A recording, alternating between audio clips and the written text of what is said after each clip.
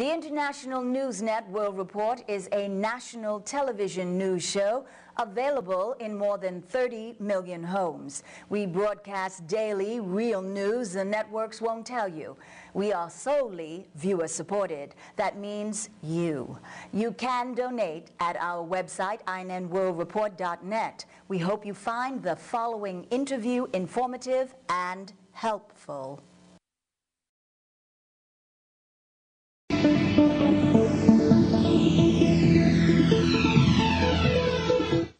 We're joined with Wazmah, Osman, and Kelly Dolak, who are the co-directors of a movie in the Tribeca Film Festival called Postcards from Tora Bora. Kelly and Wazmah, thank you very much for joining us. Thank you for having us, Jim. Well, first of all, Wazmah, tell us what this movie's about. Well, this movie is about my return trip going back to Afghanistan and kind of making sense of how we left the country with the Soviet invasion, and then we just had to leave right away. But that wasn't really our original intention when we went in to make the film. What was your intention? Initially, we had talked about after September 11th about doing a follow-up about once the American troops and the international troops went into Afghanistan post 9/11, and the Taliban retreated to the countryside, we wanted to see if the situation of Afghan women had actually improved. But what ended up happening, when we shot a lot of footage for that film as well, but along the way, Kelly was shooting my experiences of going back to my family's home and to the places that I would visit as a child, and it turned out when we came back that when we had our producer and editor, all of us meet, that footage was more engaging. Now, Kelly, this is your first time in Afghanistan. Give us some of your impressions of what sort of struck you in visiting this country for the first time.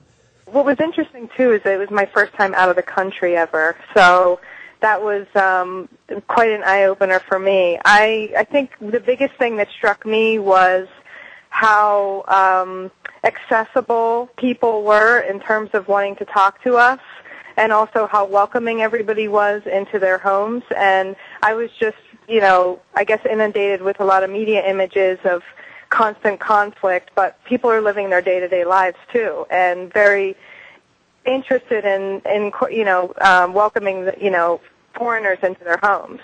Now, much has changed since then. We've had the rehabilitation, if you will, of the Taliban in the South.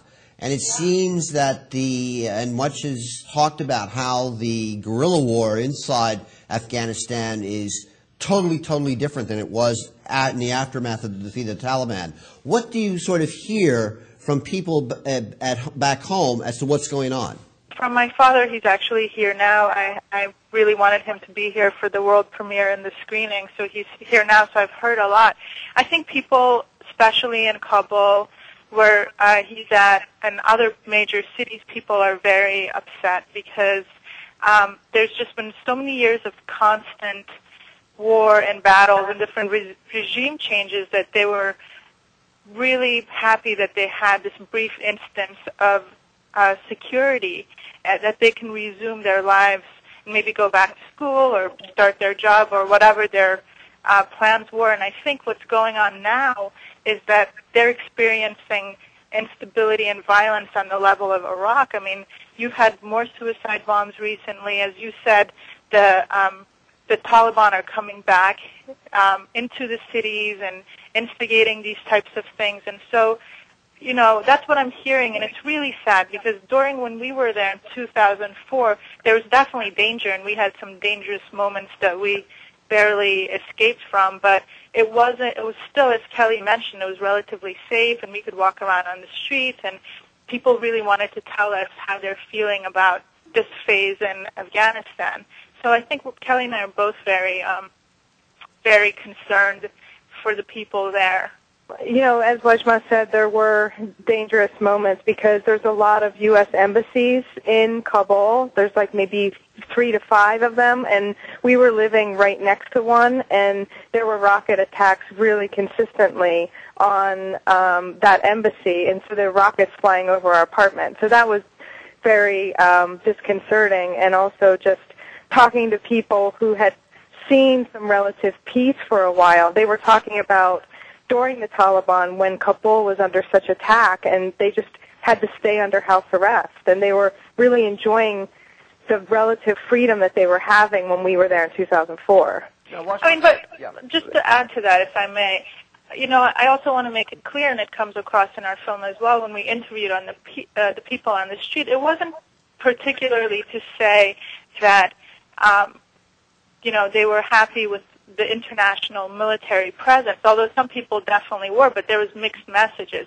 I think it was just that the international community in general, including the foreign aid organizations and the non-governmental organizations, were helping to rebuild and reconstruct and paying attention to Afghanistan. But there was mixed messages even at the time with the military presence, and I think now with the Taliban instigating the people more, that's kind of exasperated. And I just could I just add one thing to that too, because I think she's raising a good point, because our film touches upon the Afghans on the street, their response to the NGOs there, and how they felt that they weren't really helping them as much as they could, and they were actually maintaining a really high quality of life, while most Afghans were barely getting by day to day. Yeah, that was fascinating, because considering when you filmed it, just literally months after the fall of the Taliban, that was what sort of struck me, because you had a very interesting little vignette there with a vendor on the street who's selling, I guess he was selling DVDs and CDs, and that we know was not allowed by the Taliban. And his sort of response, he was describing you as, I forget the word he used, it was sort of a derogatory term to Afghans who've returned. But tell us a little bit about that, because that was sort of interesting. That how prevalent were those kind of opinions, and what were they at the time you were filming them?